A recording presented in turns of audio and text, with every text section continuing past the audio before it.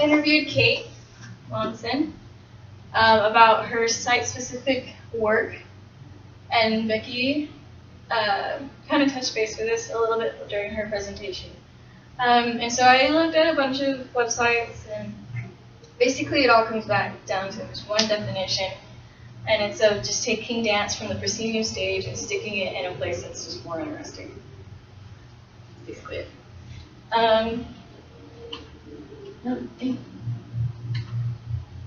So Kate Monson and Corey and Ram and Coney originally started this site-specific thing because Corey went to like a 3-day high school workshop thing. It's basically like ACDA for high schoolers. And so you can imagine how that is. It can be really weird. And so she was just so tired of seeing all these things just facing you and just the proscenium stage basically. And so they decided to do something about it.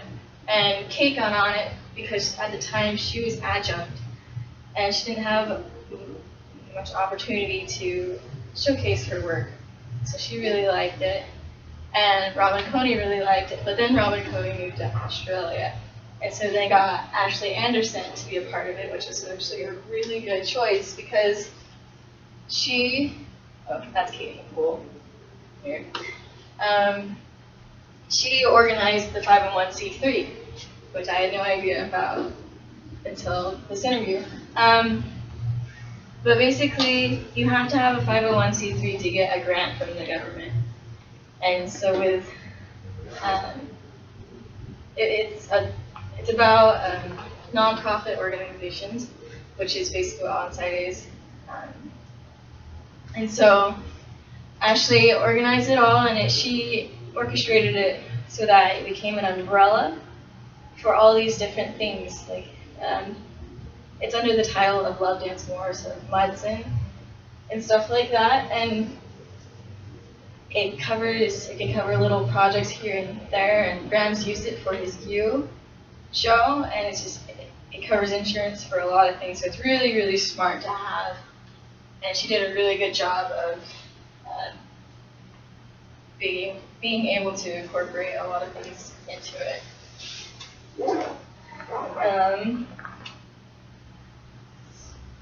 So I asked Kate, like, what do you do to find these places? And like it says on here, just a bunch of scouting and calling people up, and just like all of the art world, it's about networking and just hearing things from other people. So it's luck of the draw kind of type thing. So here they're at the museum. MOA, I think.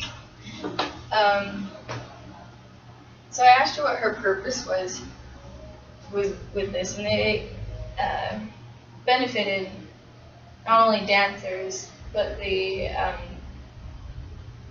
audience and the owners. So with the dancers, of course, it gives you a chance to dance and to acclimate yourself to different environments and stuff. And for the audience, it pulls in different audience members, like people who don't usually consider themselves as dance goers, dance performance goers. It opens their mind to be like, oh, hey, I can actually enjoy this. It could be entertaining. Or people just stumble across it and they're like, oh, this is actually pretty cool. And it benefits the owners because, like, she was telling me how she did it at Guru's one time, and the Guru's people decided, or told her that they wanted to do it on a Monday night because that's their slowest night. So they did it, and that they raked in a lot of money that night. So it benefits a lot of people doing site-specific work.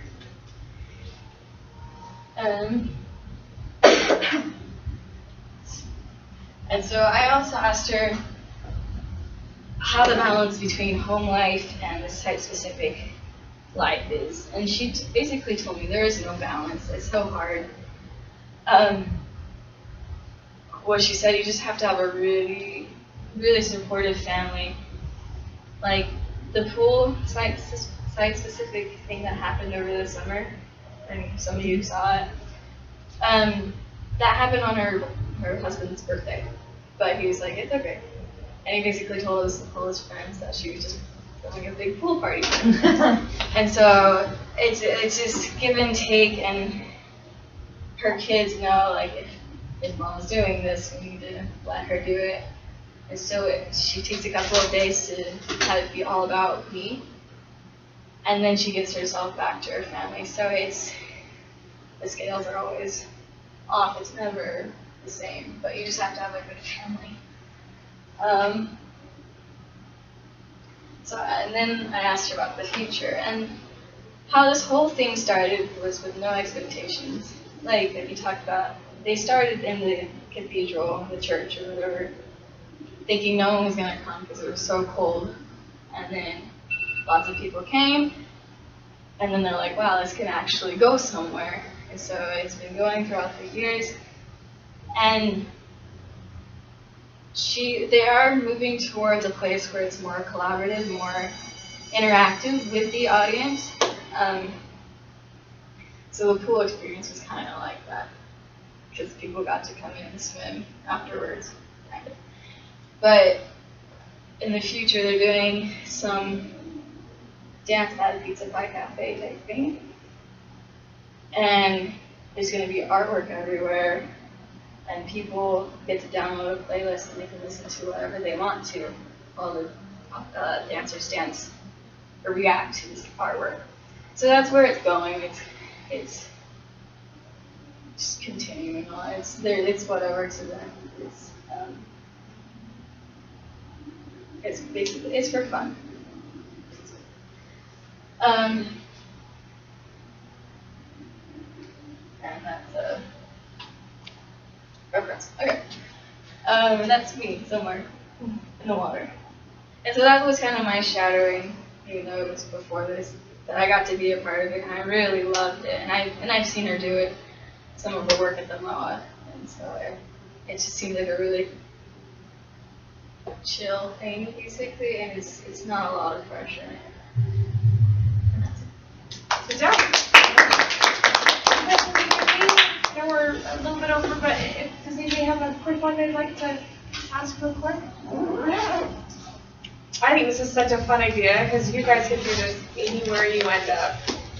You could grab your friends, do a quick site-specific show. It would be inexpensive. It would be fun.